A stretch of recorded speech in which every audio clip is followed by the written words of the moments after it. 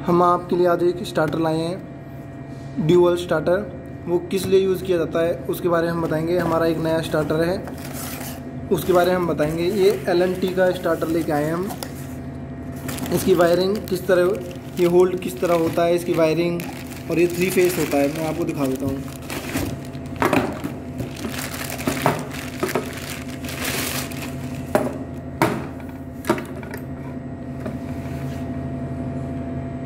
ये हमारा dual starter है, डायरेक्ट ऑनलाइन स्टार्टर। इसकी वायरिंग ये हमारी NC होती है, हमारा NO होता है। ये इसकी वायरिंग मैं बता देता हूँ किस तरह की जाती है। ये हमारा लॉक होता है, मैं आपको खोल के अंदर से दिखा देता हूँ एक बार।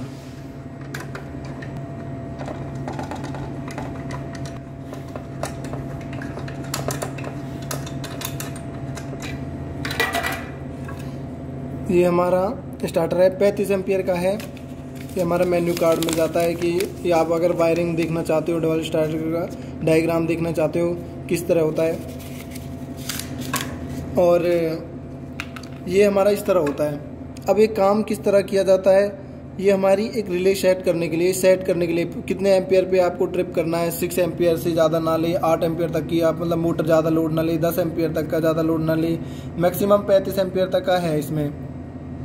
अब मैं आपकी जो ये वायरिंग है ये किस तरह होल्ड होता है, कहाँ से इनपुट कहाँ से दें, आउटपुट कहाँ से दें मोटर के लिए। सबसे पहले मैं आपको बता देता हूँ, इनपुट हमेशा इनपुट 3 फेस की देंगे हम। इनपुट यहाँ देंगे RYB, 3 फेस यहाँ से देंगे। आउटपुट हमारी निकलेगी इनमें से, आउटपुट जो मोटर के यहाँ से मोटर के लिए जाएगी, आउटपुट 3 फेस के लिए। अब ये होल्ड किस तरह किया, होल्ड कैसे होता है, इसका काम क्या है। सबसे पहले हमारा एक फेस, हम जो R का फेस है, ये हमारा एक कॉइल है, ये हमारी कॉइल है, इसे NVC बोलते हैं, नो वोल्टेज कॉइल। इसे NVC बोलते हैं, नो वोल्टेज कॉइल।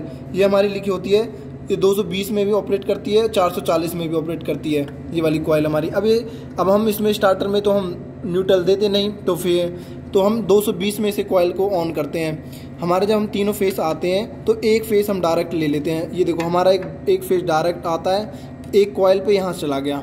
एक फेस हमारे कॉइल को A1 कॉइल को डायरेक्ट आता है। अब दूसरा कॉइल हमारा NO NC के थ्रू आता है। ये हमारा NO होता है, ये हमारा NC होता है हमारा।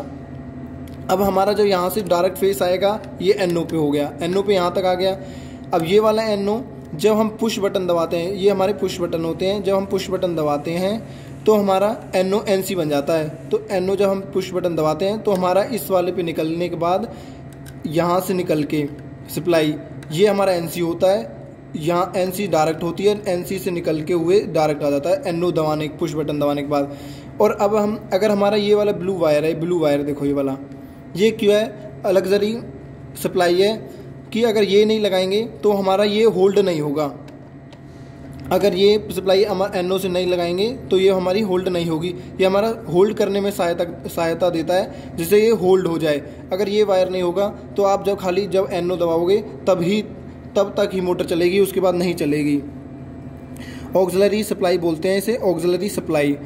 तो इसका काम कैसे करता है, सबसे पहले NO से आया, NO से हमारा ऑक्सिलरी सप्लाई में आ जाता है। एक फेस ये होल्ड करने के लिए सहायता करता है और एक फेस हमारा कॉइल में 440 वोल्टेज हो जाती हैं, तो हमारी कॉइल ऑपरेट होती है। कॉइल ऑपरेट के बाद ये जनरेट करती है, चिपका आती है अपने ऊपर, और ये फिर एक सप्लाई यहाँ से यहाँ तक आ जाती है, एक सप्लाई ऐसे घूम के यहाँ से यहाँ तक रहती है। जब तक ये सप्लाई रहती है तो ये कॉइल चिपकी रहती है।